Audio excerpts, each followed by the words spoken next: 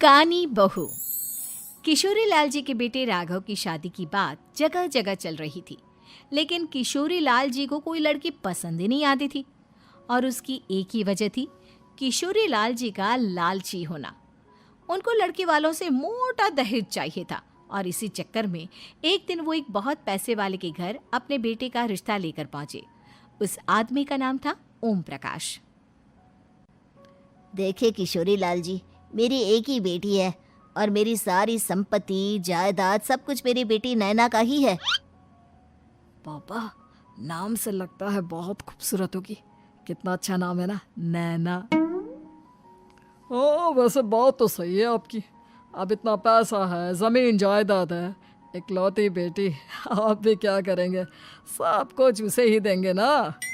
बिल्कुल ठीक पहचाना आपने। बस बेटी की शादी और सारी जायदाद उसके नाम। पापा, बिना देखे हाँ कर दीजिए ना। इतना अच्छा रिश्ता फिर कहाँ मिलेगा? माला माल हो जाएंगे हम। मैं अपनी बेटी को बुलाता हूँ। अरे नहीं नहीं नहीं नहीं, आपकी बेटी का नाम नैना है, सुनकर ही लगता है बहुत सुंदर होगी। रहने दीजिए अंकल, मैं तो आपकी बेटी के नाम से ही इतना खुश हो गया हूँ कि उसे बिना देखे शादी करने को तैयार हूँ। अब तो मैं उसका चेहरा सीधे शादी के बाद ही देखूंगा। और इस तरह राघव नैना का चेहरा नहीं देखता और उससे शादी कर लेता है।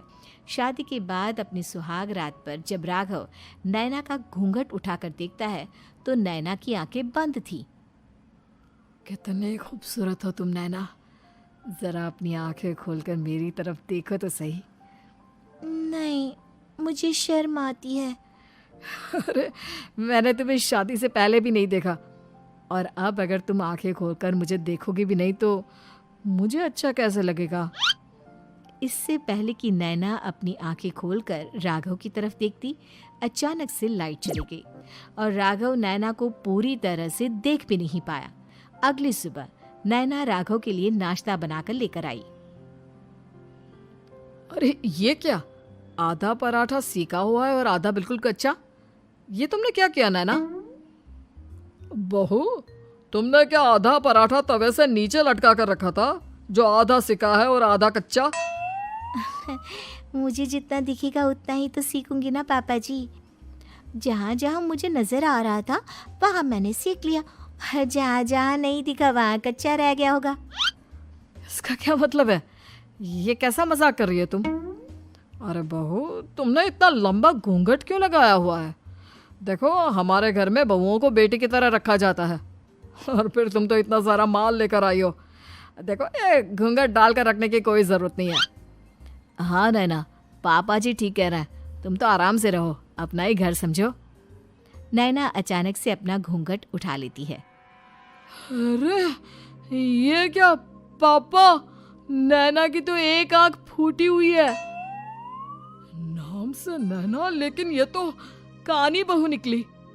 मेरे साथ धोखा हुआ है, धोखा। बिना दिखाए अपनी कानी लड़की मेरे संग ब्याह दी। मुझे कानी बीवी नहीं चाहिए। मुझे अभी ओम प्रकाश जी से बात करनी पड़ेगी। आखिर उन्होंने मेरे साथ ऐसा किया क्यों? अरे, आप लोगों ने ही तो पापा से कहा था कि आप लोग शादी से पहले मुझे देखना नहीं चाहते। अब मेरे पापा पर क्यों इल्जाम लगा रहे हैं? अरे लेकिन उन्हें बताना तो चाहिए था ना कि तुम कानी हो, एक आंख से तुम्हें दिखाई नहीं देता। किशोरी लाल और राघव नाराज होकर ओम प्रकाश को अपने घर बुलाते हैं। पापा जी, ये आपने क्या किया? शादी से पहले बताया क्यों नहीं कि नैना की आंखों में परेशानी है? अरे, आप ही ने तो लड़की देखने से मना कर दिया था।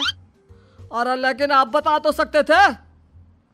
आपको तो हमारी बेटी की प्रॉपर्टी चाहिए थी, वो भी पूरी की पूरी। अब क्या हुआ अगर उसे आधा दिखाई देता है? प्रॉपर्टी तो आपको पूरी मिल गई ना। अरे ये क्या बात हुई? मेरी शादी प्रॉपर्टी से नहीं, आपकी बेटी से हुई है।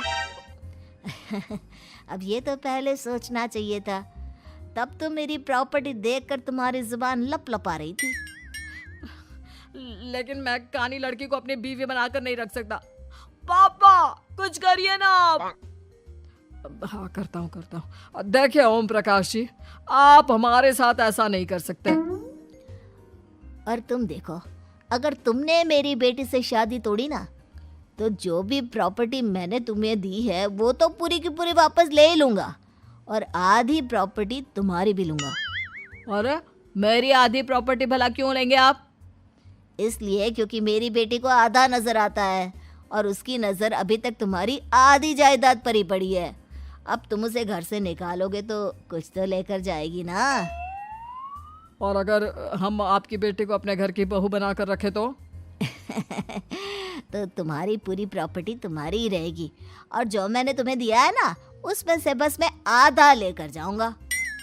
अरे लेकिन अब आप अपनी दी हुई प्रॉपर्टी में से आधी वापस क्यों लेकर जाएंगे? अगर मैं आपकी बेटी को अपनी पत्नी बनाकर रखने को तैयार हूं तो?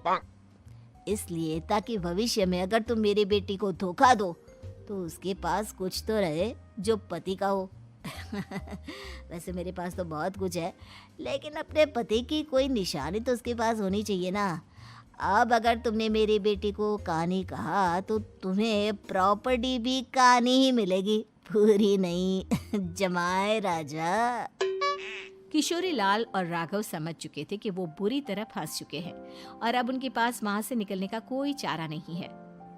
अब समझ में आया ना, लालच बुरी बला होती है। एक तो तुम्हें प्रॉपर्टी मिली, ऊपर से बीवी मिली, उसमें तुम्हें नखरे भी दिखाने हैं। आए बड़े, चुपचाप बैठो दोनों।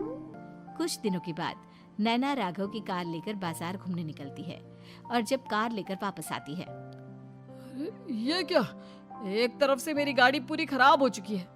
लगता है तुमने मेरी गाड़ी को किसी दूसरी गाड़ी के साथ एक्सीडेंट किया है। अरे अरे कितना बड़ा नुकसान कर दिया तुमने बहू। वो क्या है ना पापा जी, मुझे एक आंख से दिखाई नहीं दे रहा था, सामने से गाड़ी आ रही थी। मुझे तो सिर्फ आधा ही दिखाई दिया और वो गाड़ी मेरी कार से रगड़ते हुए निकल गई। अब मैं क्या करूं बताओ? आप इसे ठीक कराने के पैसे कौन देगा? तुम्हारे पापा? तुमने मुझसे इस तरह से बात की? अभी रुको। नैना राघव की शिकायत ओम प्रकाश को कर देती है। देखो राघव, अब जो मेरी आधी प्रॉपर्टी तुम्हारे पास थी ना, उसमें से आधी और मैं लेकर जाऊंगा, क्योंकि तुमने मेरी बेटी को डांटा। अरे नहीं नहीं पापा जी, गलती हो गई, माफ कर दो। गलती की तो कोई गुंजाइश ही नहीं। अगली बार मेरी बेटी को डांटा तो बची हुई आधी में से आधी और ले जाऊंगा। लालच के चक्कर में हम दोनों ने बहुत बड़ी गलती कर दी बेटा। एक तो तुम्हें कानी बहू मिली और ऊपर से जो माल मिला वो भी काना। इस तरह राघव की हर एक गलती पर ओम प्रकाश उसकी प्रॉपर्टी का आधा आधा हिस्सा लेकर अपना सारा माल वापस ले गया और राघव को कानी बीवी से काम चलाना पड़ा। भाई लालच वाकई में बुरी बला है।